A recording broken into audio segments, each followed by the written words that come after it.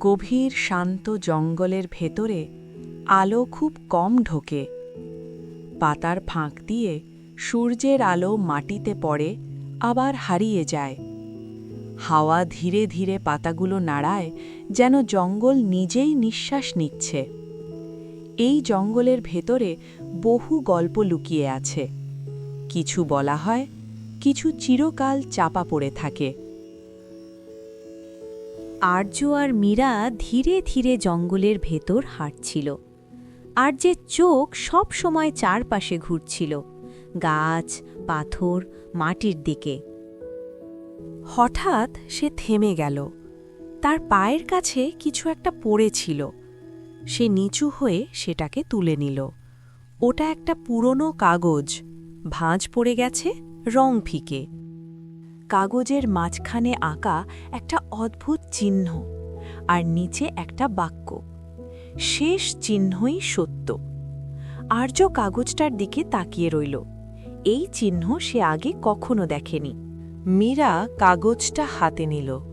সে খুব মন দিয়ে দেখল চিহ্নটা। এটা সাধারণ আঁকিব কিনা দেখো, দাগগুলো ইচ্ছে করে এমনভাবে আঁকা। সে ধীরে বলল। আর্যের বুকের ভেতর কৌতূহল আরও বেড়ে গেল। ঠিক তখনই চারপাশের ঝোঁপ নড়ে উঠল। একটা গভীর কণ্ঠ বলল, ওটা খুব সাধারণ কাগজ না। আর্য আর মীরা চমকে ঘুরে দাঁড়াল। ঝোপের আড়াল থেকে বেরিয়ে এলেন একজন মানুষ, মাঝবয়সী, মুখে অভিজ্ঞতার ছাপ। তিনি শান্ত গলায় বললেন, এই জঙ্গল অনেক কিছু লুকিয়ে রাখে। উনি ছিলেন কবির কাকা। কবির কাকা কাগজটার দিকে তাকালেন, এক মুহূর্ত চুপ করে রইলেন।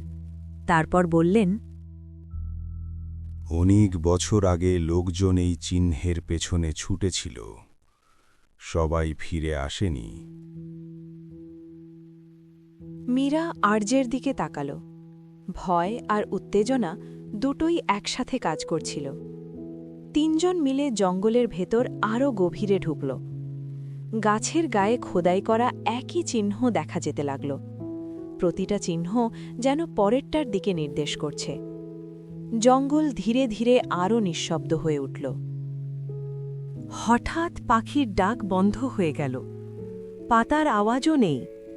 জঙ্গলটা যেন থেমে গেছে।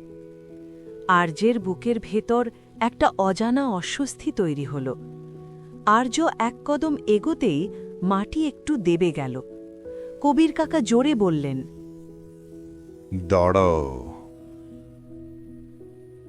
আর্য থেমে গেল। আর এক পা দিলেই সে পড়ে যেত। মীরা চারপাশে তাকাতে লাগল।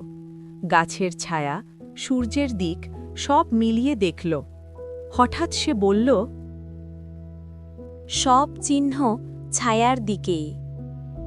কবির কাকা মৃদু হেসে উঠলেন।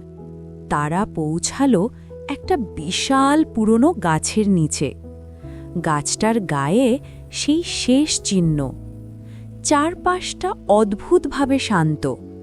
মাটি একটু আলাদা লাগছে। আর্য মাটি সরাল। ভেতর থেকে বেরিয়ে এলো একটা ধাতব বাক্স। সবাই নিঃশ্বাস চেপে ধরল। আর্য ধীরে বাক্সটা খুলল। বাক্সের ভেতরে সোনা নেই, রত্ন নেই, শুধু একটা পুরনো ডায়েরি। মুহূর্তের জন্যে কেউ কিছু বলল না।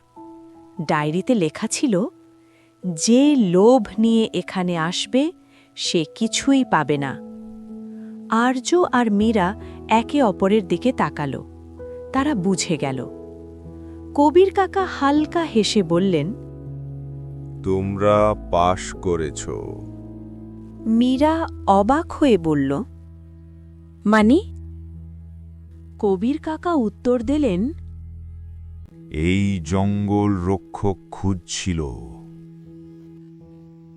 আবার পাখির ডাক শোনা গেল। হাওয়া পাতার ফাঁক দিয়ে বইতে লাগল। জঙ্গল যেন আবার বেঁচে উঠল।